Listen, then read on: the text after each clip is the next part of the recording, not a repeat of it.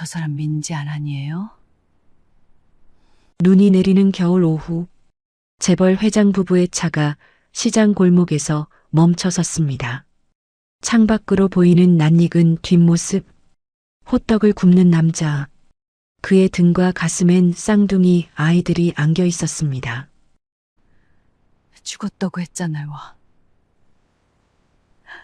3년 전 사고로 죽었다던 사위, 그가 살아서 아이들을 키우고 있었습니다. 저 아이들은 누구예요? 차 안 침묵 속에 흐르는 눈물, 재벌가를 떠났던 사위, 그가 홀로 키우고 있던 쌍둥이의 비밀, 그리고 3년간 아무도 몰랐던 진실이 밝혀집니다. 오늘 사연 시작하기 전에 무료 버튼인 구독과 좋아요는 저에게 큰 힘이 됩니다. 그리고 어디서 듣고 계신지 댓글 남겨주시면 반갑게 인사드릴게요. 그럼 오늘 사연 시작합니다. 눈이 내리고 있었습니다. 굵은 눈송이들이 쉼없이 하늘에서 떨어져 내렸죠.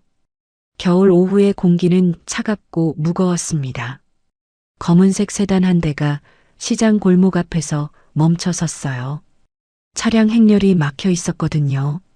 앞차들이 천천히 움직이는 탓에 한도연의 차도 그대로 정지할 수밖에 없었습니다. 뒷좌석에 앉아있던 한도연은 창밖을 무심히 바라보고 있었어요.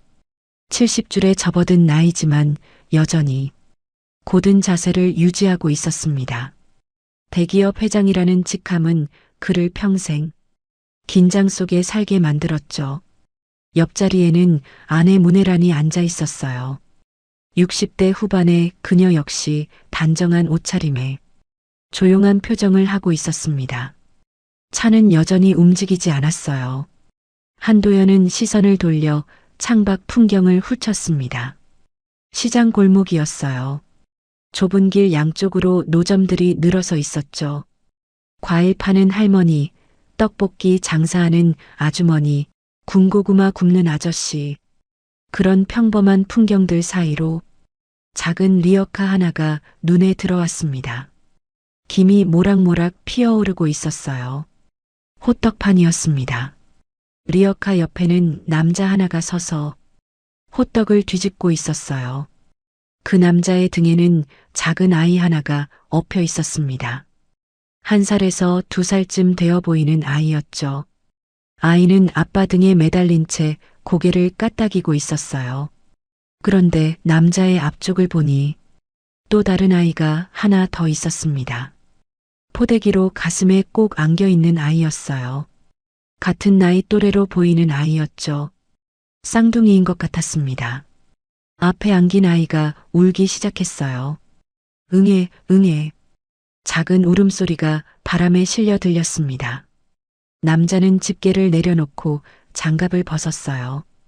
그리고 아이 쪽으로 고개를 숙였습니다.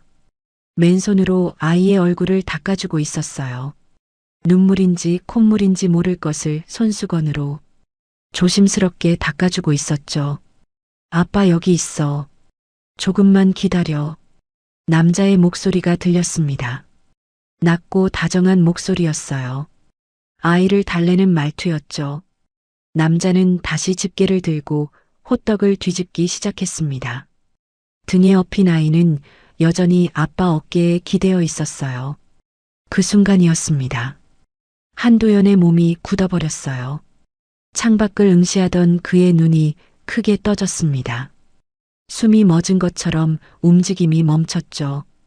그는 고개를 앞으로 내밀며 창밖을 다시 봤어요. 눈을 가늘게 뜨고 남자의 얼굴을 자세히 들여다봤습니다. 저 사람. 한도연의 입에서 나직한 말이 흘러나왔어요. 믿기지 않는다는 듯한 목소리였습니다. 옆에 앉아있던 문혜란이 남편의 시선을 따라 창밖을 봤어요. 그녀도 리어카 앞에 선 남자를 보게 됐습니다. 문혜란의 얼굴이 하얗게 변했어요. 손으로 입을 막았습니다. 숨을 삼키는 소리가 들렸죠. 그녀는 믿을 수 없다는 표정으로 남편을 돌아봤어요. 여보 설마 최민재 아니에요? 떨리는 목소리였습니다. 문혜라는 다시 창밖을 봤어요. 남자는 여전히 호떡을 굽고 있었습니다. 등에 아이를 업고 앞에 아이를 안은 채로요. 앞에 안긴 아이는 울음을 그치고 조용히 아빠 품에 안겨 있었어요. 한도연은 대답하지 않았습니다. 그저 창밖을 뚫어지게 바라볼 뿐이었어요. 그의 머릿속이 복잡해졌습니다. 죽었다고 들었던 사위였어요. 3년 전 딸 한서윤이 직접 말했었죠. 교통사고로 죽었다고. 그 말을 듣고 한도연은 더 이상 묻지 않았습니다. 끝난 일이라고 생각했었죠. 그런데 지금 눈앞에 있었어요. 최민재가 살아서 호떡을 팔면서 문혜란의 목소리가 다시 들렸습니다. 저 아이들은 누구예요? 그녀의 시선은 민재가 앞에 앉고 등에 업은 아이들에게 고정되어 있었어요. 쌍둥이였습니다. 돌쯤 되어 보이는 아이들이었죠. 문혜란의 가슴이 철렁 내려앉았어요. 어떤 예감이 스쳐 지나갔습니다. 차 안에 침묵이 흘렀어요. 눈은 계속 내렸습니다. 창밖에서는 민재가 손님에게 호떡을 건네고 있었어요. 1,000원짜리 지폐 몇 장을 받아 주머니에 넣었죠. 그리고 다시 반죽을 떠서 호떡판 위에 올렸습니다. 한도연의 눈가가 붉어졌어요. 그의 손이 떨리기 시작했습니다. 평생 흔들림 없이 살아온 남자였어요. 냉정한 판단과 확고한 결단으로 회사를 키워온 사람이었죠. 하지만 지금 이 순간만큼은 아무것도 확신할 수 없었습니다. 죽었다더니 한도연의 입에서 중얼거림이 흘러나왔어요. 목소리가 갈라졌습니다. 문혜라는 손수건을 꺼내 눈가를 눌렀어요. 눈물이 흐르기 시작했거든요. 저 아이들 우리 손주 아니에요? 문혜란의 질문이었습니다. 한도연은 대답하지 못했어요. 알 수 없었거든요. 하지만 마음 한구석에서는 이미 알고 있었습니다. 그 아이들이 누구의 아이인지. 앞차가 움직이기 시작했어요. 운전기사가 천천히 엑셀을 밟았습니다. 차는 다시 앞으로 나아갔어요. 리어카는 점점 뒤로 멀어졌습니다. 한도연과 문혜라는 뒤를 돌아보며 창밖을 계속 바라봤어요. 민재는 여전히 호떡을 굽고 있었습니다. 아이를 등에 업고 아이를 앞에 안은 채로 눈은 그의 어깨 위에 소복이 쌓여가고 있었어요. 차는 골목을 빠져나갔습니다. 하지만 한도연 부부는 한참 동안 말을 잇지 못했어요. 그저 서로를 바라보며 눈물만 흘렸습니다.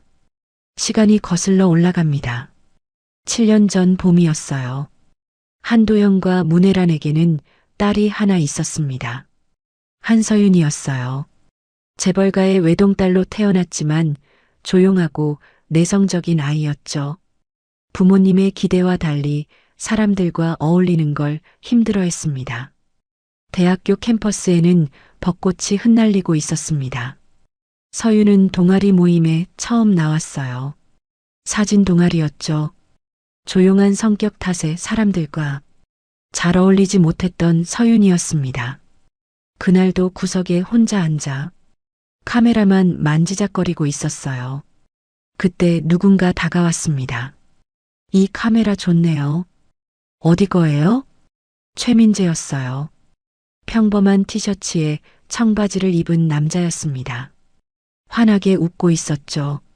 서윤은 처음엔 대답을 망설였어요. 하지만 민재의 따뜻한 눈빛에 조금씩 마음을 열었습니다. 아버지가 물려주신 거예요. 와, 그럼 되게 오래된 거네요. 필름 카메라 아직도 쓰세요? 네, 디지털보다 좋아서요. 그렇게 두 사람은 카메라 이야기를 나누기 시작했어요. 민재는 사진에 대해 잘 몰랐지만 열심히 물어봤습니다. 서윤은 처음으로 자기 이야기를 편하게 할 수 있었죠. 그 후로 두 사람은 자주 만났어요. 주말마다 함께 사진을 찍으러 다녔습니다. 한강공원, 남산, 북촌 한옥마을. 민재는 늘 서윤의 카메라 가방을 들어줬어요. 서윤은 민재의 서툰 포즈에 웃음을 터뜨렸죠. 이렇게 서 있으면 돼요? 아니요. 너무 딱딱해요. 자연스럽게요. 이게 자연스러운 건데. 하나, 둘, 셋. 찰칵. 민재의 어색한 표정이 필름에 담겼습니다. 서윤은 웃으며 다시 찍자고 했어요. 민재도 웃으며 고개를 끄덕였죠. 그런 시간들이 쌓여갔습니다. 어느 날 민재가 조심스럽게 물었어요. 서윤 씨 나랑 사귈래요? 한강변 벤치에 앉아 있을 때였습니다. 서윤은 고개를 숙였어요. 얼굴이 빨개졌죠. 네. 작은 목소리였지만 민재에게는 또렷하게 들렸습니다. 민재는 서윤의 손을 꼭 잡았어요. 두 사람은 그렇게 연인이 됐습니다. 데이트는 언제나 소박했어요. 비싼 레스토랑 대신 학교 앞 분식집에 갔습니다. 떡볶이 한 접시를 나눠 먹었어요. 영화관에선 팝콘을 사서 반씩 나눠 먹었죠. 민재는 늘 서윤을 배려했습니다. 추우면 말해요. 제 옷 입어요. 괜찮아요. 안 추워요. 거짓말. 손이 꽁꽁 얼었잖아요. 민재는 자기 자켓을 벗어 서윤에게 입혀줬어요. 서윤은 그런 민재가 좋았습니다. 자신을 있는 그대로 받아주는 사람. 부족한 부분을 채우려 애쓰지 않아도 되는 사람. 함께 있으면 편안한 사람. 민재도 서윤을 사랑했어요. 조용하지만 따뜻한 서윤의 마음을 알았거든요. 1년이 흘렀습니다. 민재는 서윤에게 프로포즈했어요.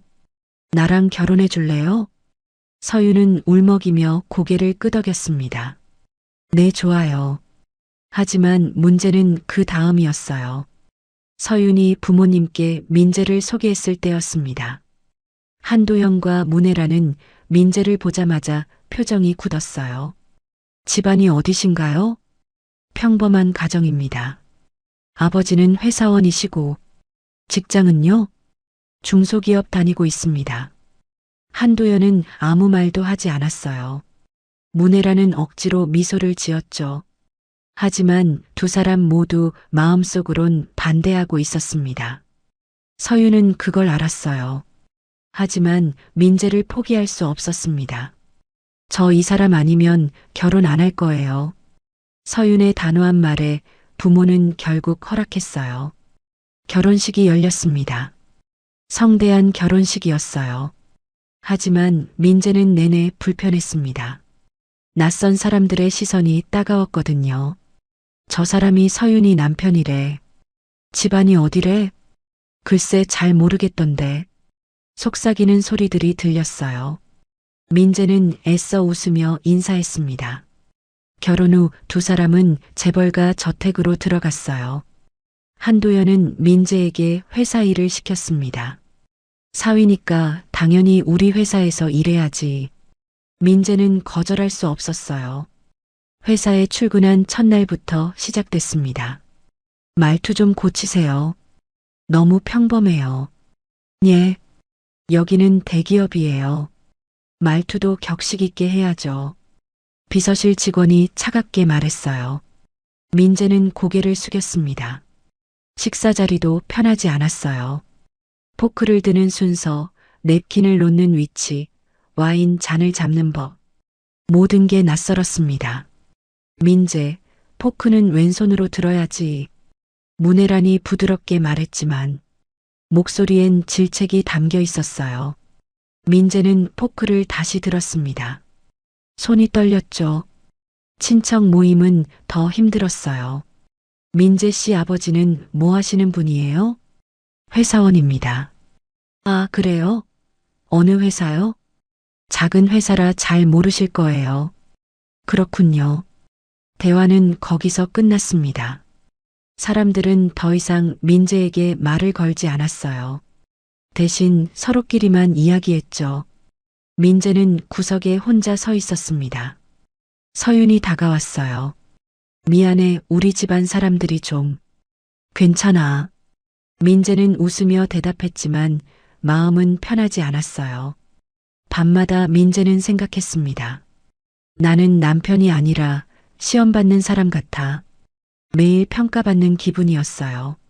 말 한마디, 행동 하나하나가 감시당하는 느낌이었죠. 숨이 막혔습니다.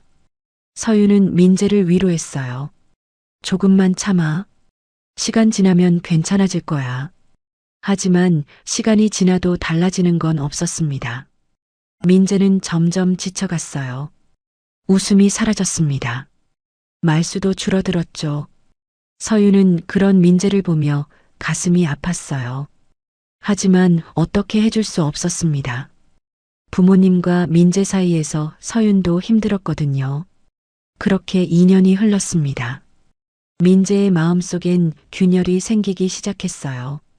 어느 겨울밤이었습니다. 민재는 회사에서 돌아와 방문을 닫았어요. 온몸에 힘이 빠져 있었습니다. 오늘도 하루 종일 시선과 평가 속에서 살았거든요. 서유는 화장대 앞에 앉아 있었어요. 거울 너머로 민재의 지친 얼굴이 보였습니다. 오늘도 힘들었어? 서윤이 조심스럽게 물었어요. 민재는 대답하지 않았습니다. 그저 침대 끝에 털썩 앉았죠. 두 손으로 얼굴을 감쌌어요. 한참 동안 침묵이 흘렀습니다.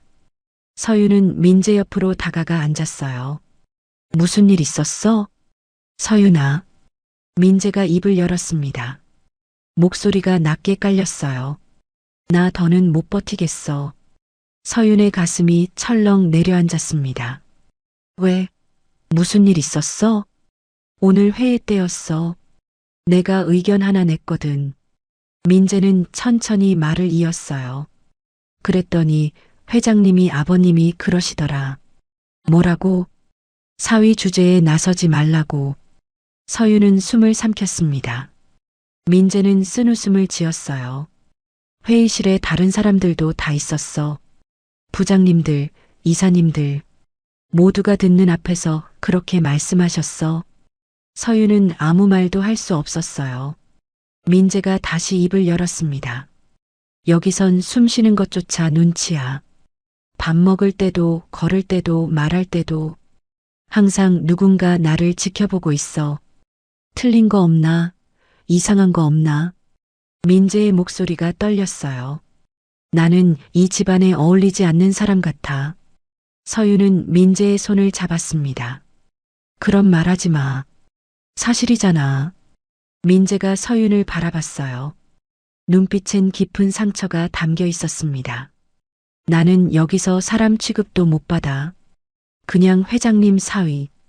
그것뿐이야. 서윤은 눈물이 핑 돌았어요.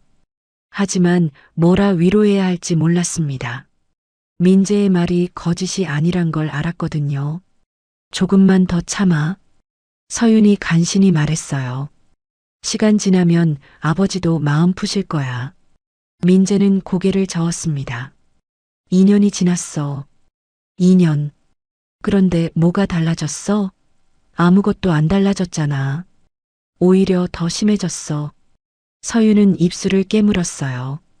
반박할 말이 없었습니다. 민재가 일어섰어요. 창가로 걸어가 밖을 내다봤습니다. 넓은 정원이 보였어요. 높은 담장 너머로 도시의 불빛이 반짝였죠. 이 집은 너무 커. 민재가 중얼거렸습니다. 근데 나한텐 감옥 같아. 서윤이 다가왔어요. 미안해, 내가 더 잘할게. 내가 뭘 잘못했어? 민재가 서윤을 돌아봤습니다. 너도 힘들잖아. 나도 알아.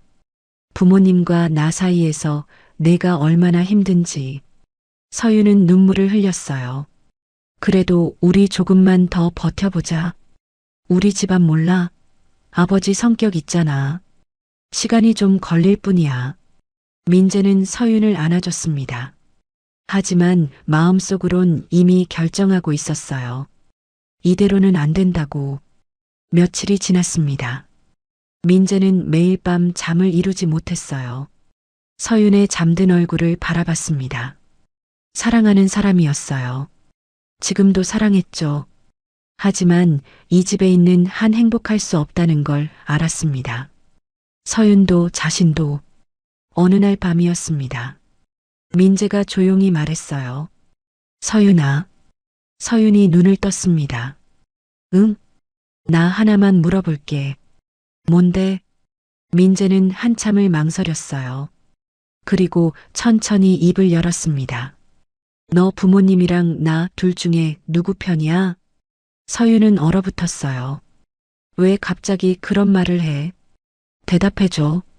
솔직하게. 서윤은 입술을 떨었습니다. 대답할 수 없었어요. 부모님이라고 말하면 민재가 상처받을 것 같았고, 민재라고 말하면 거짓말 같았거든요. 민재는 서윤의 침묵이 답이라는 걸 알았습니다. 그렇구나. 민재가 쓸쓸하게 웃었어요. 나도 알았어. 진작에. 민재야. 괜찮아. 내 잘못 아니야. 민재는 서윤을 꼭 안아줬습니다. 사랑해. 정말로. 서윤도 민재를 안았어요. 나도 사랑해. 하지만 그날 밤, 민재는 결심했습니다. 떠나야 한다고. 사흘 뒤 아침이었어요. 민재는 평소처럼 출근 준비를 했습니다. 서윤에게 키스하고 집을 나섰죠. 하지만 돌아오지 않았어요. 회사에도 가지 않았습니다. 그냥 사라졌어요. 휴대폰도 꺼버렸습니다. 떠나기 전 민재는 서윤에게 쪽지 하나를 남겼어요. 서랍 깊숙이 넣어뒀습니다. 서윤이 나중에 발견할 거라 생각하며 쪽지엔 이렇게 적혀 있었어요. 미안해. 그리고 고마워. 차라리 내가 사고로 죽은 걸로 해. 그게 너한테도 나한테도 나을 것 같아. 행복해. 제발. 민재는 그렇게 조용히 사라졌습니다. 아무에게도 말하지 않고 흔적도 남기지 않고 그저 바람처럼 떠나갔어요. 민재가 사라진 다음 날 아침이었습니다. 서윤은 민재가 돌아오지 않는다는 걸 알았어요. 옷장을 열어보니 민재의 옷 몇 벌이 사라져 있었습니다. 서랍을 뒤지다가 쪽지를 발견했죠. 손이 떨렸어요. 쪽지를 읽는 순간 주저앉고 말았습니다. 차라리 내가 사고로 죽은 걸로 해. 민재의 글씨였어요. 서윤은 쪽지를 움켜쥐고 울었습니다. 하지만 아무에게도 말하지 않았어요. 한도연은 사위가 출근하지 않았다는 보고를 받았습니다. 처음엔 대수롭지 않게 생각했어요. 하지만 이틀, 사흘이 지나도 소식이 없자 달라졌죠. 비서실장, 최민재 찾아. 한도연이 차갑게 명령했습니다. 비서실장은 곧바로 움직였어요. 회사 인력을 총동원했습니다. 운전기사들에게도 지시가 내려갔어요. 최민재 본 사람 있으면 즉시 보고해. 민재가 다녔던 장소들을 샅샅이 뒤졌습니다. 회사 근처, 자주 가던 식당, 친구들 연락처. 하지만 아무것도 나오지 않았어요. 한도연은 외부 인맥까지 동원했습니다. 경찰 고위직에 있는 지인에게 연락했어요. 사람 하나 찾아야 하는데. 누굽니까? 내 사위야. 행방이 묘연해. 하지만 민재는 흔적을 완전히 지운 상태였습니다.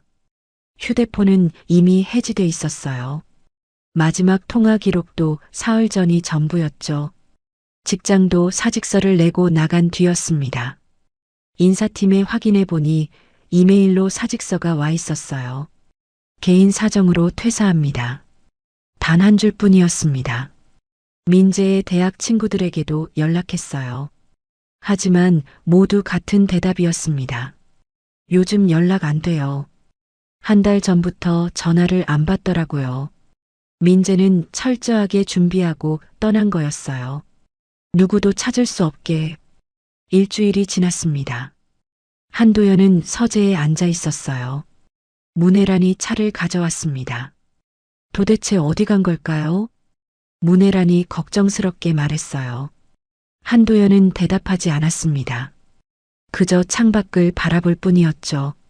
마음 한구석엔 불안함이 자리 잡고 있었어요. 내가 너무 심하게 한 건가?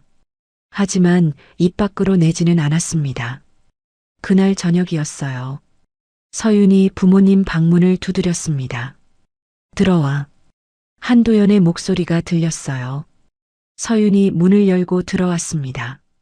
얼굴이 수척해져 있었어요. 눈 밑엔 다크서클이 짙게 깔려 있었죠.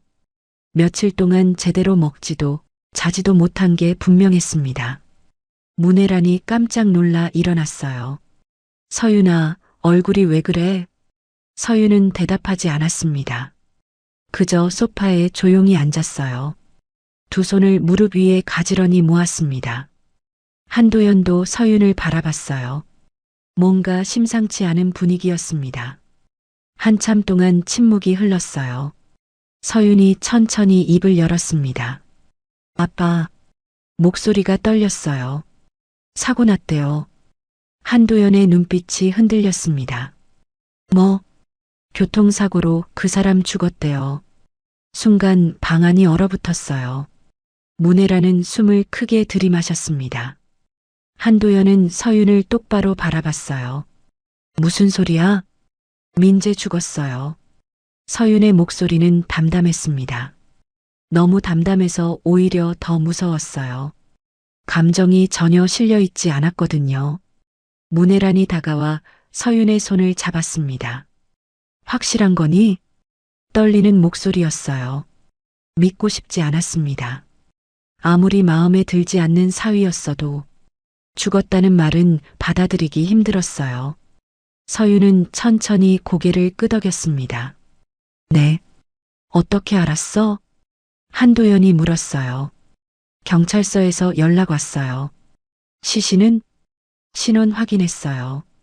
서윤은 거짓말을 이어갔습니다. 눈물 한 방울 흘리지 않고 더 알아보지 말아주세요. 서윤이 부모를 바라봤어요. 제발이요. 한도연은 딸의 눈빛을 읽었습니다. 그 안에 담긴 절박함을, 더 이상 묻지 말라는 간청을. 한참을 침묵하던 한도연이 입을 열었어요. 그래. 감정 없는 목소리였습니다. 그럼 된 거다. 여보. 문혜란이 놀라 남편을 봤어요. 한도연은 창밖을 바라봤습니다. 이미 끝난 인연이야. 차갑게 말했죠. 서윤은 고개를 숙였어요. 눈물이 떨어질 것 같아서. 들어가 봐도 되죠? 그래. 푹 쉬어. 서윤은 일어나 방을 나갔습니다. 복도를 걸어가는 내내 눈물을 참았어요. 자기 방문을 닫는 순간 서윤은 그대로 주저앉았습니다. 베개를 끌어안고 울음을 터뜨렸어요. 소리 내지 않으려 입을 막았습니다. 하지만 눈물은 멈추지 않았어요. 민재의 마지막 말이 떠올랐습니다. 차라리 내가 사고로 죽은 걸로 해. 미안해, 미안해. 서윤은 중얼거렸어요. 내가 지켜주지 못해서. 그날 밤 서윤은 잠들지 못했습니다. 시간이 흘렀어요. 서윤은 변했습니다. 회사 일에만 매달렸어요. 주말에도 출근했습니다. 밤늦게까지 일했죠. 웃음이 사라졌어요. 예전처럼 카메라를 들지도 않았습니다. 친구들 연락도 끊었어요. 문혜란이 걱정스럽게 물었습니다. 서윤아, 좀 쉬엄쉬엄 해. 괜찮아요. 서윤은 짧게 대답할 뿐이었어요. 결혼 이야기는 금기어가 됐습니다. 누가 꺼내기라도 하면 서윤은 자리를 떠났어요. 한도연과 문혜란은 더 이상 말하지 않았습니다. 사위의 죽음을 정리된 문제로 받아들였어요. 체면을 지켰죠.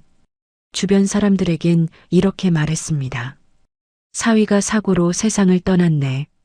안타깝지만 어쩔 수 없지. 그렇게 모든 게 묻혔습니다. 하지만 그들은 몰랐어요. 그 선택이 훗날 가장 큰 후회가 될 줄은. 2달이 흘렀습니다. 서윤은 평소처럼 회사에 출근했어요. 하지만 몸 상태가 이상했습니다. 아침마다 속이 메스꺼웠어요. 어지러움도 계속됐죠. 점심을 먹다가 화장실로 뛰어가기 일쑤였습니다. 비서가 걱정스럽게 물었어요. 이사님, 괜찮으세요? 응, 괜찮아. 서윤은 손을 저으며 대답했습니다. 하지만 마음 한구석엔 불안함이 자리 잡았어요. 설마. 그날 오후 서윤은 병원에 갔습니다. 조용한 산부인과였어요. 사람들 눈을 피해 모자를 깊이 눌렀었죠. 검사를 받고 결과를 기다렸습니다. 손이 떨렸어요. 간호사가 서윤을 불렀습니다. 한서윤님, 진료실로 들어오세요. 서윤은 천천히 일어났어요. 의사는 초음파 화면을 보며 미소를 지었습니다. 축하드립니다. 임신하셨어요. 2달 정도 됐네요. 서윤은 숨을 삼켰어요. 의사가 화면을 가리켰습니다. 여기 보이시죠? 그런데 의사가 화면을 확대했어요. 쌍둥이세요. 네. 서윤의 눈이 커졌습니다. 여기 하나, 그리고 여기 또 하나. 2명이에요. 서윤은 말을 잃었어요. 검사지를 받아들었습니다. 쌍둥이. 그 글자들이 눈에 들어왔죠. 괜찮으세요? 의사가 물었지만 서윤은 대답하지 못했어요. 그저 검사지를 쥔 채 멍하니 앉아 있었습니다. 병원을 나와 차에 올랐어요. 운전석에 앉았지만 시동을 걸지 못했습니다. 검사지를 다시 봤어요. 임신, 쌍둥이, 민재의 아이들. 서윤의 눈에서 눈물이 떨어졌습니다. 머릿속에 부모님 얼굴이 스쳤어요. 아버지 한도연의 차가운 목소리가 들리는 것 같았습니다. 지우라고 할 거야. 어머니 문혜란의 걱정 어린 얼굴도 보였어요. 아빠 없는 아이는 재벌가 망신이야. 이혼녀 딸을 둔 것도 모자라. 남편이 사고로 죽어서 혼자 된 딸이라니. 주변 사람들의 시선과 수군거림. 부모님이 얼마나 마음 불편해할지 뻔했습니다. 이미 답은 정해져 있었어요. 부모에게는 절대 말할 수 없었습니다. 서윤은 결심했습니다. 민재를 찾아야 해. 그날부터 서윤은 혼자 민재를 찾기 시작했어요. 대학 동아리 선배에게 먼저 연락했습니다. 혹시 민재 연락처 아세요? 민재? 한참 연락 안 됐는데. 마지막으로 언제 통화하셨어요? 한 반년 됐나? 그때도 전화 안 받더라. 실마리가 없었어요. 결혼 전 민재와 친했던 친구들에게도 물어봤습니다. 민재 어디 있는지 아니? 모르겠어. 완전히 잠수 탔어. 핸드폰도 바뀐 것 같던데. 모두 같은 대답이었어요. 일주일이 지났습니다. 2주일이 지났습니다. 서윤의 배는 조금씩 불러오고 있었어요. 아직 티는 안 났지만 옷이 조금씩 끼기 시작했습니다. 초조함이 커졌어요. 밤마다 잠들지 못하고 뒤척였습니다. 정말 죽은 건 아니겠지. 내가 거짓말한 게 진짜가 된 건 아니겠지. 죄책감이 밀려왔어요. 서윤은 베개를 끌어안고 울었습니다. 1달이 지났을 때였습니다. 서윤은 민재의 옛 직장 동료를 수소문했어요. 민재와 함께 일했던 김대리를 찾아냈습니다. 카페에서 만났어요.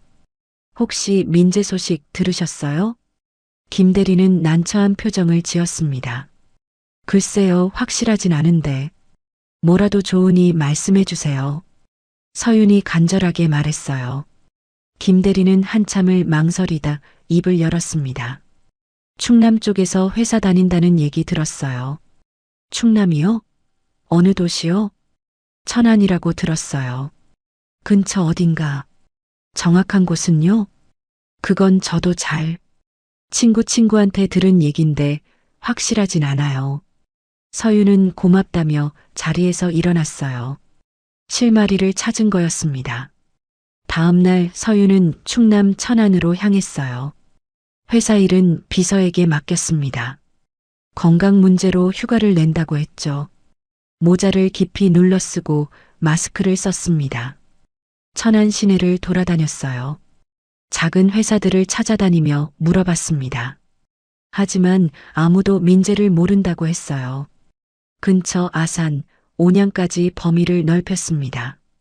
사흘째 되던 날이었어요. 한 작은 골목에서였습니다. 서윤은 지쳐서 벤치에 앉아 있었어요. 그때 저 멀리 익숙한 뒷모습이 보였습니다. 골목 끝에 서 있는 남자. 서윤의 심장이 쿵 내려앉았어요. 민재. 서윤이 작게 불렀습니다. 남자가 고개를 돌렸어요. 최민재였습니다. 수염이 자라 있었고 얼굴은 여위어 있었어요. 하지만 분명 민재였죠. 민재는 서윤을 보자마자 굳어버렸습니다. 왜 왔어? 낮은 목소리였어요. 서윤은 마스크를 벗었습니다. 눈물이 흘러내렸어요. 찾았어, 드디어. 돌아가. 여긴 올 곳이 아니야. 민재가 돌아섰습니다. 서윤은 민재의 팔을 잡았어요. 민재야, 들어줘. 할 말 없어. 나 임신했어. 순간 민재의 몸이 얼어붙었습니다. 천천히 서윤을 돌아봤어요. 무슨 소리야? 우리 아이야. 3달 됐어. 서윤은 떨리는 손으로 가방에서 초음파 사진을 꺼냈습니다. 민재에게 내밀었어요. 민재는 사진을 받아들었습니다. 작은 생명이 보였어요. 아이가 2이야. 서윤이 말했습니다. 쌍둥이래. 민재의 손이 떨렸어요. 한참 동안 사진을 바라봤습니다. 서윤이 다시 입을 열었어요. 우리 부모님 알잖아. 목소리가 떨렸습니다. 이 아이들 분명 못 지킬 거야. 지우라고 할 거야. 재벌가 망신이라고. 이혼녀 딸도 창피한데 혼자 애까지 낳는다고. 주변 시선 때문에라도 절대 허락 안 할 거야. 서윤의 눈에서 눈물이 떨어졌어요. 나도 알아. 내가 비겁한 거. 엄마 노릇도 못하면서. 근데 민재야. 서윤이 민재를 똑바로 봤습니다. 그래도 이 아이들만은 살리고 싶어. 민재는 한참을 침묵했어요. 초음파 사진을 다시 들여다봤습니다. 민재가 입을 열었어요. 내가 키울게. 서윤은 울음을 터뜨렸습니다. 미안해, 정말 미안해. 됐어. 그런 말하지 마. 2 사람은 한참을 말없이 서 있었어요. 그날 밤 서윤과 민재는 오랜 이야기를 나눴습니다. 서윤은 결심했어요. 해외 체류를 핑계로 1년간 사라지기로 했습니다. 부모에겐 건강 문제로 요양을 간다고 말했죠. 개월이 흘렀습니다. 서윤은 조용한 시골 병원에서 아이를 낳았어요. 쌍둥이였습니다. 남자아이 하나, 여자아이 하나. 서윤은 아이들을 안고 울었어요. 병실에서 이틀을 함께 지냈습니다. 젖을 물렸습니다. 작은 손을 잡았어요. 얼굴을 들여다봤죠. 민재를 닮았어요. 사흘째 되던 날, 민재가 병실에 왔습니다. 서윤은 아이들을 민재에게 안겨줬어요. 이건 도망이야, 알아. 서윤의 목소리가 떨렸습니다. 그래도 제발 우리 아이들 살려줘. 내가 엄마 노릇 못해도 너만은 아빠로 남아줘. 민재는 아무 말 없이 아이들을 안았습니다. 작고 따뜻한 생명이었어요. 그 순간부터 민재는 아버지가 됐습니다. 아이들을 안은 순간부터 민재의 삶은 완전히 달라졌습니다. 처음 며칠은 정신이 하나도 없었어요. 아이들은 2~3시간마다 울었습니다. 배고프면 울고, 기저귀가 젖으면 울고, 이유 없이도 울었어요. 민재는 잠을 잘 수가 없었습니다. 한 아이를 재우면 다른 아이가 깼어요. 밤새 안고 달래기를 반복했죠. 눈 밑에 다크서클이 짙어졌습니다. 분유를 타는 것도 서툴렀어요. 처음엔 온도를 잘못 맞춰서 아이가 입을 대지 않았습니다. 왜 안 먹지? 민재는 당황했어요. 인터넷을 검색해서 다시 배웠습니다. 손목에 떨어뜨려 온도를 확인하는 법, 젖병 각도를 맞추는 법, 트림을 시키는 법, 하나하나 익혀갔어요. 기저귀 가는 것도 쉽지 않았습니다. 처음엔 테이프를 너무 세게 붙여서 아이 배를 눌렀어요. 아이가 울자 민재는 식은땀을 흘렸습니다. 미안해, 아빠가 서툴러서. 다시 풀고 조심스럽게 다시 채웠어요. 열흘쯤 지났을 때였습니다.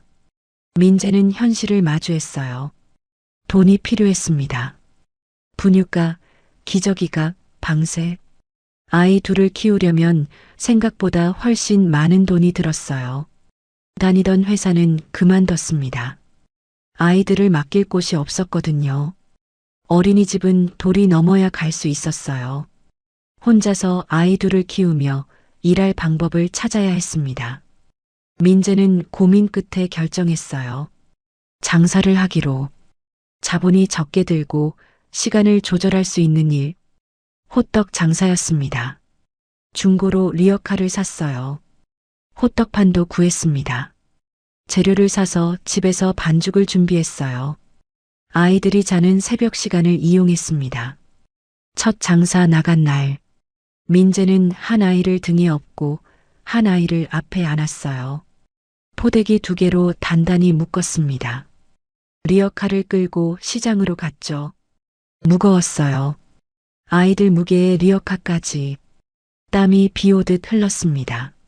하지만 멈출 수 없었어요. 시장 골목 한쪽에 자리를 잡았습니다. 호떡을 굽기 시작했어요. 반죽을 떠서 판 위에 올렸습니다. 지글지글 소리가 났어요. 고소한 냄새가 퍼졌습니다. 그런데 문제가 생겼어요. 앞에 안긴 아이가 울기 시작한 거였습니다. 으앙! 민재는 당황했어요. 손님이 와 있었거든요. 저기요, 호떡 2개요. 네, 잠시만요. 민재는 집게를 내려놓았습니다. 장갑을 벗고 아이를 달랬어요. 아빠 여기 있어. 조금만 기다려. 손수건으로 아이 얼굴을 닦아줬습니다. 아이는 계속 울었어요. 손님은 기다리다 지쳐 그냥 갔습니다. 민재는 한숨을 쉬었어요. 장사를 멈추고 아이에게 분유를 먹였습니다. 리어카 옆에 앉아서요. 그렇게 첫날은 호떡을 거의 팔지 못했습니다. 집에 돌아와 아이들을 재웠어요. 민재는 탁자에 앉아 계산을 해봤습니다. 오늘 번 돈 5,000원. 재료비 빼면 3,000원 남았어요. 이걸로 어떻게? 고개를 떨구었습니다. 하지만 포기할 수 없었어요. 다음 날도 나갔습니다. 그 다음 날도 조금씩 요령이 생겼어요. 아이들이 배부를 때 나가면 덜 울었습니다. 등에 업힌 아이가 자면 앞에 안긴 아이만 신경 쓰면 됐어요.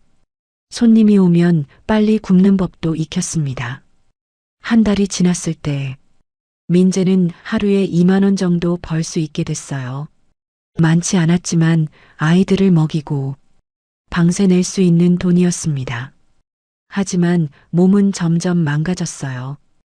허리가 아팠습니다. 아이 둘을 하루 종일 업고 안고 있으니 당연했죠. 밤엔 아이들 때문에 잠을 설쳤어요. 아침엔 새벽같이 일어나 반죽을 했습니다. 눈밑이 푹 꺼졌어요. 살도 빠졌습니다. 하지만 민재는 버텼어요. 아이들이 웃을 때면 힘이 났습니다. 아빠. 돌이 지나자 아이들이 옹알이를 시작했어요. 아빠, 아빠. 그 소리를 들으면 피로가 다 사라지는 것 같았습니다. 어느 날 밤이었어요. 아이들을 재우고 민재는 작은 방에 앉아 있었습니다. 아이들의 잠든 얼굴을 바라봤어요. 평화로운 얼굴이었습니다. 민재는 작게 중얼거렸습니다. 엄마는 너희를 정말 사랑했어. 아빠가 대신 키우지만 엄마 마음은 항상 너희 곁에 있을 거야. 눈물이 흘렀어요. 서윤이 그리웠습니다. 하지만 이제 돌아갈 수 없다는 것도 알았어요. 2년이 흘렀습니다. 아이들은 쑥쑥 자랐어요. 걷기 시작했습니다. 말도 조금씩 늘었죠. 아빠 배고파? 아빠 물. 민재는 아이들의 모든 말에 대답해줬어요. 장사는 계속됐습니다. 이젠 아이들이 리어카 옆에서 놀았어요. 작은 공을 가지고 놀거나 그림을 그렸습니다. 민재는 호떡을 구우면서 아이들을 지켜봤어요. 위험한데 가지 마. 응, 아빠. 손님들은 민재를 신기하게 봤습니다. 혼자 키우세요? 네. 대단하시네요. 쌍둥이 키우기 얼마나 힘든데. 민재는 그저 웃었어요. 힘들다는 말은 하지 않았습니다. 3년이 흘렀습니다. 아이들은 이제 제법 컸어요. 아빠, 저거 뭐야? 저건 고양이야. 고양이. 아이들은 호기심이 많았습니다. 민재는 아이들에게 세상을 알려줬어요. 시장 골목을 걸으며 이것저것 가르쳤습니다. 밤엔 그림책을 읽어줬어요. 옛날에 아이들은 아빠 무릎에 앉아 책을 봤습니다. 민재는 아이들을 꼭 안았어요. 사랑해, 우리 아가들. 아빠도 사랑해. 아이들이 대답했습니다. 그 말 한마디면 충분했어요. 민재는 웃었습니다. 힘들어도 행복했습니다. 아이들이 있어서, 아이들이 웃어서, 아이들이 자라서, 그게 전부였어요. 어느 겨울날이었습니다. 눈이 내렸어요. 민재는 아이 하나를 등에 업고 하나를 앞에 안았습니다. 리어카를 끌고 시장으로 갔어요. 호떡을 구웠습니다. 아이가 울자 장사를 멈추고 달랬어요. 아빠 여기 있어. 조금만 기다려. 그 모습을 누군가 지켜보고 있었습니다. 검은 차 안에서 한도연과 문혜란이었어요. 차 안은 침묵으로 가득했습니다. 한도연과 문혜란은 창밖을 뚫어지게 바라봤어요. 민재가 아이들을 데리고 호떡을 굽는 모습이 보였습니다. 한도연의 손이 떨렸어요. 주먹을 꽉 쥐었습니다. 저 자식이. 낮게 깔린 목소리였어요. 분노가 담겨 있었습니다. 문혜란도 입술을 깨물었어요. 죽었다고 했잖아요. 서윤이가. 그런데 저렇게 멀쩡히 살아있고 아이까지 둘이나. 문혜란의 목소리가 떨렸습니다. 한도연이 차 문을 열려고 했어요. 당장 가서 따져 묻겠어. 문혜란이 남편의 팔을 잡았습니다. 여보, 잠깐만요. 나요. 지금 가면 안 돼요. 사람들 다 보잖아요. 한도연은 이를 악물었어요. 하지만 문을 닫았습니다. 문혜란의 말이 맞았거든요. 우릴 속였잖아요. 문혜란이 말했습니다.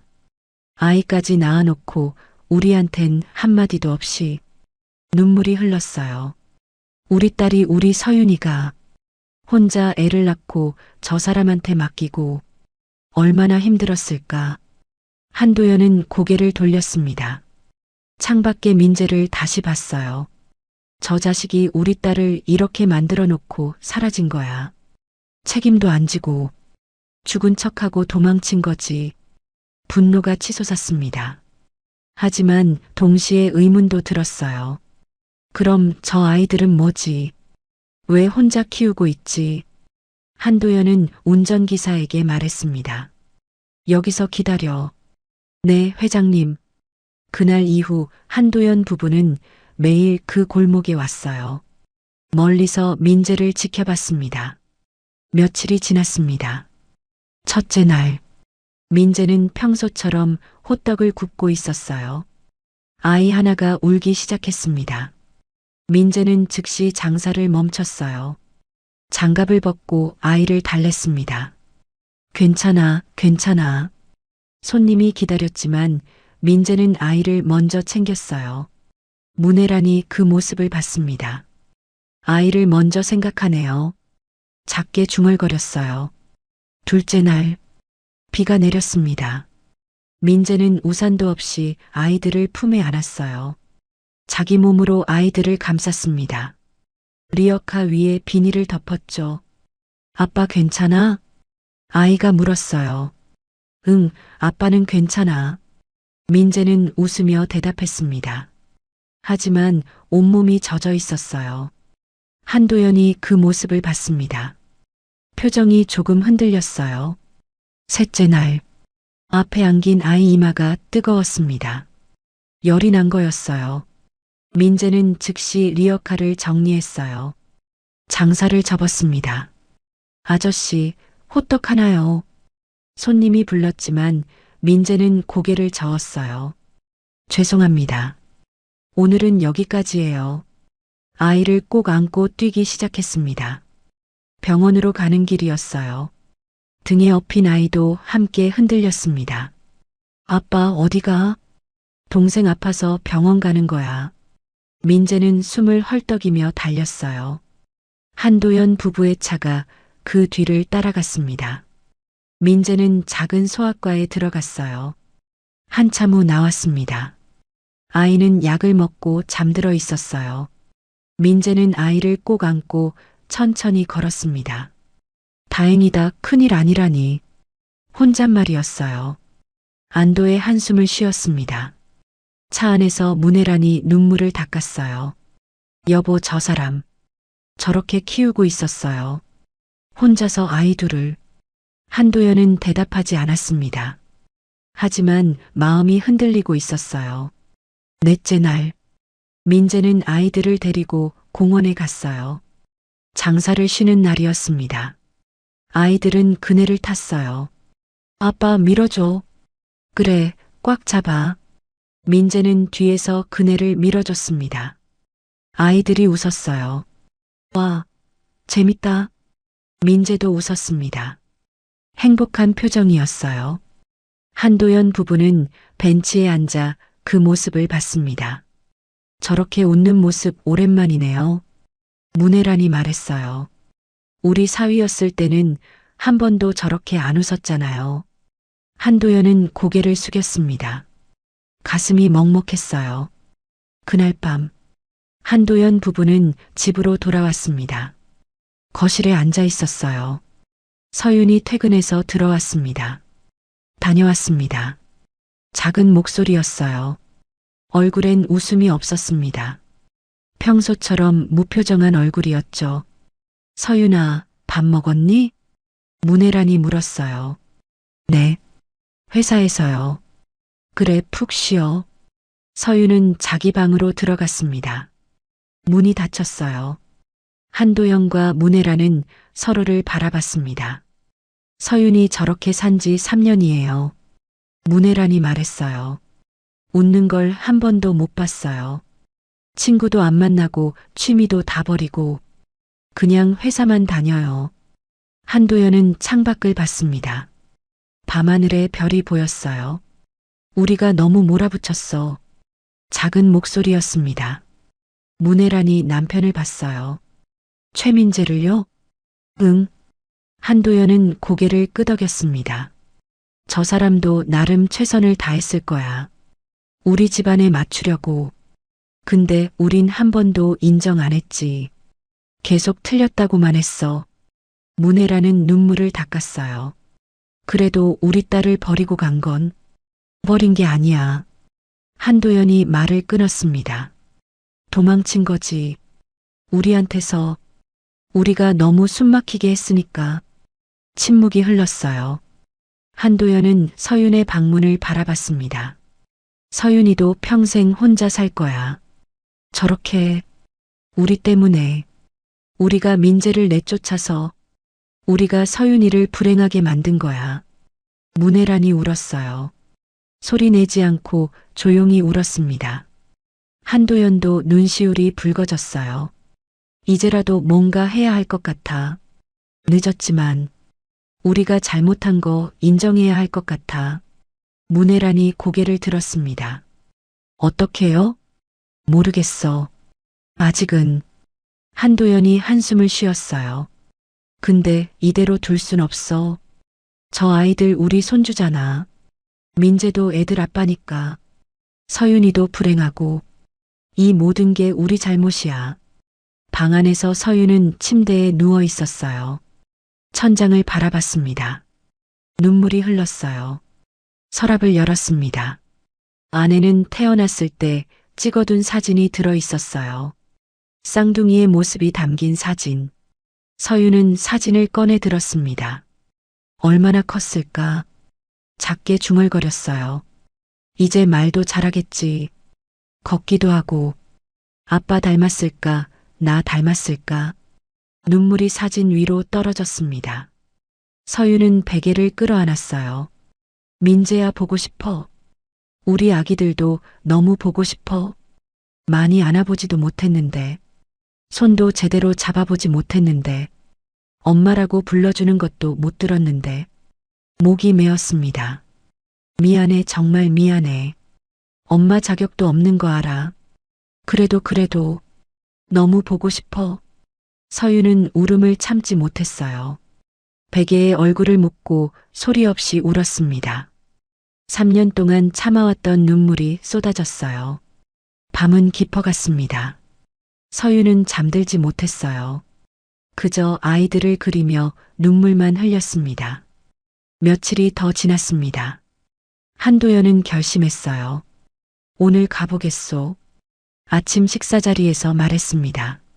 문혜란이 고개를 들었어요. 민재한테요? 응. 더 이상 미룰 수 없어. 한도연의 목소리는 단호했습니다. 문혜란은 잠시 망설이다 고개를 끄덕였어요. 저도 같이 갈게요. 그래. 두 사람은 차에 올랐습니다. 익숙한 골목으로 향했어요. 오후였습니다. 민재는 여느 때처럼 호떡을 굽고 있었어요. 아이 하나는 등에 엎여 있었고 하나는 앞에 안겨 있었습니다. 한도연 부부는 차에서 내렸어요. 천천히 리어카 쪽으로 걸어갔습니다. 민재는 손님인 줄 알고 고개를 들었어요. 그리고 얼어붙었습니다. 한도연과 문혜란이었습니다. 회장님, 민재의 목소리가 떨렸어요. 본능적으로 뒤로 물러섰습니다. 아이들을 감싸 안았어요. 앞에 안긴 아이를 더 꼭 끌어안고 등에 엎인 아이를 손으로 감쌌습니다. 왜 여기에? 아이들은 겁을 먹었어요. 아빠가 긴장하는 게 느껴졌거든요. 앞에 안긴 아이가 아빠 옷을 움켜쥐었습니다. 등에 엎인 아이는 아빠 어깨 뒤로 고개를 숨겼어요. 아빠 누구야? 작은 목소리로 물었습니다. 민재는 대답하지 못했어요. 한도연은 민재를 똑바로 봤습니다. 자네를 찾았네. 돌아가세요. 민재가 말했어요. 전 이제 상관없는 사람이에요. 상관없는 사람이 아니야. 문혜란이 나섰습니다. 저 아이들 우리 손주잖아요. 우리 딸 아이들이고요. 민재는 아이들을 더 꼭 안았어요. 아니에요. 이 애들은 제 아이들이에요. 우리 서윤이 아이들이기도 하지. 한도연이 조용히 말했습니다. 민재는 입술을 깨물었어요. 한도연이 한 걸음 다가왔습니다. 아이들은 더 움츠러들었어요. 아빠 무서워. 앞에 안긴 아이가 울먹였습니다. 민재는 아이 머리를 쓰다듬었어요. 괜찮아. 아빠가 지켜줄게. 한도연은 그 모습을 보고 멈췄습니다. 무릎을 굽혔어요. 아이들 눈높이에 맞춰서요. 미안하구나, 할아버지가 무섭게 했네. 부드러운 목소리였습니다. 아이들은 여전히 경계했어요. 하지만 조금씩 고개를 들었습니다. 한도연이 민재를 봤어요. 미안하네. 뭐가요? 우리가 자네를 죽였어. 한도연의 목소리가 갈라졌어요. 숨도 못 쉬게 만들었지. 자네가 아무리 노력해도 인정 안 했어. 계속 틀렸다고만 했지. 문혜란도 눈물을 닦았습니다. 저희가 너무 잘못했어요. 체면만 생각하고 자네 마음은 한 번도 안 봤어요. 우리 딸도 불행하게 만들었고요. 민재는 고개를 돌렸어요. 눈물이 날 것 같았습니다. 이젠 됐어요. 다 지난 일이에요. 지난 일이 아니야.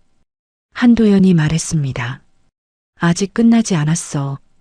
우리 서윤이가 3년째 울고 있네. 민재의 몸이 굳었어요. 자네도 아이들도 그리워하며 혼자서 감당하고 있어. 우리 때문에. 문혜란이 손수건을 꺼냈습니다. 제발 용서해 주세요. 늦었지만 이제라도 바로잡고 싶어요. 민재는 눈을 감았어요. 3년간 참아왔던 감정이 무너졌습니다.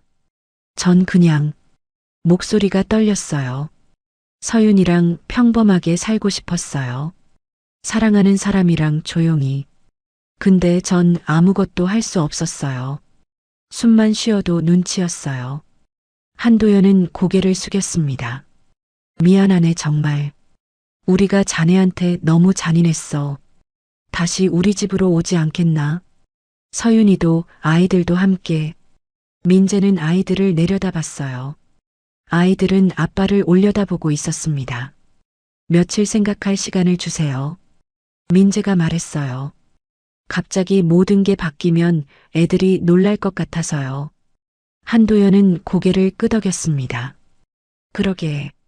천천히 생각해보게. 며칠 뒤에 다시 오겠네. 회장 부부가 떠난 뒤 민재는 리어카를 정리했어요. 장사를 일찍 접었습니다. 아이들을 데리고 집으로 돌아왔어요. 작은 방이었습니다. 아이들을 재우고 혼자 앉았어요. 머릿속이 복잡했습니다. 회장 부부의 말이 계속 맴돌았어요. 서윤이가 3년째 울고 있다. 가슴이 아팠습니다. 서윤도 힘들었을 거예요. 혼자 견뎌왔을 거고요. 민재는 잠든 아이들을 봤어요. 이 애들한테 엄마가 필요해. 나 혼자선 한계가 있어. 하지만 두려움도 있었습니다. 다시 그 집으로 가면 또 숨막히는 건 아닐까? 밤새 잠을 이루지 못했어요. 그날 저녁, 한도연 부부는 집으로 돌아왔어요. 거실에 앉아 있었습니다. 서윤이 퇴근해서 들어왔어요. 다녀왔습니다. 서윤아, 이리 와서 앉아. 한도연이 말했습니다. 서윤은 불안한 표정으로 소파에 앉았어요. 무슨 일이에요? 한도연은 한참을 침묵했습니다. 그리고 천천히 입을 열었어요. 민재를 찾았어. 서윤의 얼굴이 하얗게 변했습니다. 뭐라고요? 살아있더구나. 아이들도 봤어. 내 아이들. 문혜란이 눈물을 닦으며 말했어요. 쌍둥이더구나. 남자애 하나, 여자애 하나. 서윤은 숨이 막혔습니다. 손이 떨렸어요. 어떻게? 우연히 시장에서 봤어. 한도연이 말했습니다. 민재가 아이 둘 데리고 호떡을 팔고 있더구나. 서윤은 고개를 떨구었어요. 눈물이 떨어졌습니다. 문혜란이 다가와 서윤의 손을 잡았어요. 서윤아, 왜 말 안 했어? 임신한 거, 아이 낳은 거. 우리한테 왜 숨겼니? 서윤은 울음을 터뜨렸습니다. 말할 수 없었어요. 왜? 엄마 아빠가 뭐라고 하실지 뻔했잖아요. 서윤의 목소리가 떨렸어요. 지우라고 하실 거 알았어요. 재벌가 망신이라고. 이혼녀에 혼자 애까지 낳는다고. 주변 시선 때문에 안 된다고 하실 것 뻔했죠. 문혜라는 가슴을 쳤습니다. 그래서 혼자 나와서 민재한테 맡긴 거야? 네. 서윤은 고개를 끄덕였어요. 다른 방법이 없었어요. 아이들을 지키려면 그것밖에. 한도연도 눈시울이 붉어졌습니다. 우리가 그렇게 무서운 부모였나? 아니에요. 아니야. 맞는 말이야. 한도연이 말을 끊었어요. 우리가 너한테도 민재한테도 너무 잔인했어. 체면만 생각하고 너희 마음은 안 봤지. 서윤은 울면서 말했습니다. 그래도 저도 잘못했어요. 엄마 노릇도 못하면서 아이들 아빠한테만 떠넘기고 매일 그리워하면서도 한 번도 찾아가지 못했어요. 문혜란이 서윤을 안았어요. 이제라도 다시 시작하자. 민재한테 가자. 아이들도 만나고 우리 모두 다시 시작하는 거야. 서윤은 엄마 품에서 울었습니다. 3년 동안 참아왔던 눈물이 쏟아졌어요. 며칠이 흘렀습니다. 한도연 부부는 다시 그 골목을 찾았어요. 이번엔 서윤도 함께였습니다. 차에서 내렸어요. 서윤은 떨리는 발걸음으로 걸었습니다. 저 멀리 리어카가 보였어요. 민재가 호떡을 굽고 있었습니다. 아이들이 옆에서 놀고 있었어요. 서윤은 멈췄습니다. 다리에 힘이 빠졌어요. 가봐. 한도연이 등을 떠밀었습니다. 서윤은 천천히 걸었어요. 민재는 손님인 줄 알고 고개를 들었습니다. 그리고 얼어붙었어요. 서윤아. 떨리는 목소리였습니다. 서윤도 눈물을 흘리며 섰어요. 민재야. 목이 메었습니다. 보고 싶었어? 민재도 눈물이 났어요. 나도. 두 사람은 한참을 서로를 바라봤습니다. 서윤의 시선이 아이들에게 갔어요. 바닥에 앉아 그림을 그리던 아이들. 우리 아기들. 떨리는 목소리였어요. 아이들이 고개를 들었습니다. 누구야? 한 아이가 물었어요. 민재가 다가왔습니다. 얘들아, 이분이 엄마야. 엄마가 왔어. 아이들의 눈이 커졌습니다. 엄마, 진짜 엄마. 아이들은 자라면서 엄마에 대해 궁금해 했었어요. 친구들은 엄마가 있는데 자기들만 없어서 밤마다 민재에게 물어봤었죠. 아빠, 우리 엄마는 어디 있어? 엄마는 너희를 사랑하는데 못 오는 거야. 왜? 어른들 사정이 있어서. 아이들은 그 말을 이해하지 못했어요. 하지만 엄마를 그리워했습니다. 그래서 지금 엄마라는 말에 아이들 얼굴이 환해졌어요. 서윤은 무릎을 굽혔습니다. 응, 엄마야. 너희 엄마. 만져도 될까? 조심스럽게 물었어요. 한 아이가 먼저 다가왔습니다. 진짜 우리 엄마야? 응, 미안해. 이제야 왔어. 아이가 서윤의 손을 잡았어요. 따뜻하다. 그러고는 서윤을 안았습니다. 엄마. 다른 아이도 달려왔어요. 나도 안아줘. 서윤은 두 아이를 꼭 안았습니다. 너무 컸다, 이렇게 예쁘게. 눈물이 쏟아졌어요. 아이 하나가 서윤의 눈물을 닦아줬습니다. 엄마 왜 울어? 기뻐서 그래, 너희를 만나서. 우리도 엄마 보고 싶었어. 맨날 아빠한테 물어봤어. 엄마 언제 와? 서윤은 아이들을 더 꼭 안았어요. 미안해, 늦어서 정말 미안해. 민재는 그 모습을 보며 눈물을 흘렸어요. 서윤이 민재를 봤습니다. 미안해, 혼자 다 떠맡겨서. 괜찮아. 혼자 키우느라 얼마나 힘들었어. 애들이 있어서 괜찮았어. 서윤은 민재에게 다가갔어요. 고마워, 우리 아이들 지켜줘서. 나도 고마워. 낳아줘서. 두 사람은 서로를 안았습니다. 3년 만에 포옹이었어요. 한도연과 문혜란도 다가왔습니다. 아이들이 두 사람을 봤어요. 할아버지, 할머니, 지난번에 만났던 기억이 있었습니다. 문혜란이 무릎을 굽혔어요. 우리 손주들 할머니가 너무 보고 싶었어. 아이 하나를 안아 올렸습니다. 한도연도 다른 아이를 안았어요. 할아버지가 늦어서 미안하구나. 아이가 한도연의 뺨을 만졌습니다. 할아버지 왜 울어? 행복해서 그래.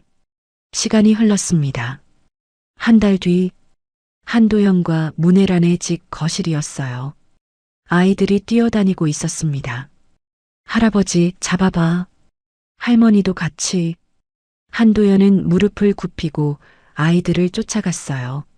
잡았다. 아이를 안아 올렸습니다. 아이가 깔깔 웃었어요. 문혜란은 다른 아이와 그림을 그리고 있었습니다. 할머니, 이거 봐. 우와, 우리 손주 그림 정말 잘 그리네. 서윤은 소파에 앉아 그 모습을 봤어요. 민재가 옆에 앉았습니다. 행복해? 민재가 물었어요. 응, 꿈만 같아. 서윤이 대답했습니다. 민재가 서윤의 손을 잡았어요. 한도연이 아이를 안고 다가왔습니다. 민재, 네, 아버님.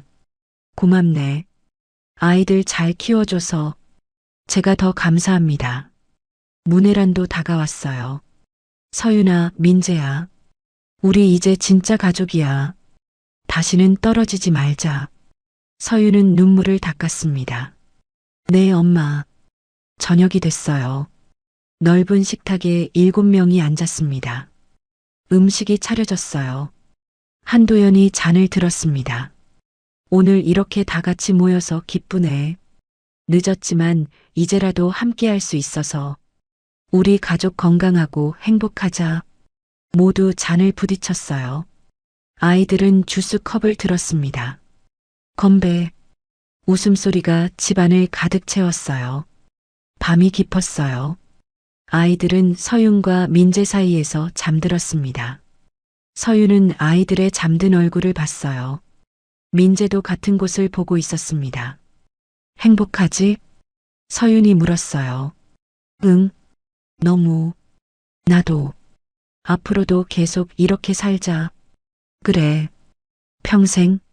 두 사람은 손을 잡았습니다. 창밖으로 달빛이 들어왔어요. 따뜻한 빛이 네 사람을 비췄습니다. 새로운 시작. 다시 찾은 행복. 늦었지만 완성된 가족. 그렇게 조용히 평화롭게 그들의 밤은 깊어갔습니다. 여러분, 오늘 이야기는 여기까지입니다. 사랑했지만 헤어질 수밖에 없었던 두 사람. 그리고 3년 만에 다시 만난 가족. 늦었지만 용서와 화해로 이어진 이야기였습니다. 여러분은 오늘 사연을 들으시면서 어떤 생각이 드셨나요? 댓글로 여러분의 소감을 들려주세요. 오늘 사연 들어주셔서 감사드리며 지금까지 말하지 못할 사연이었습니다.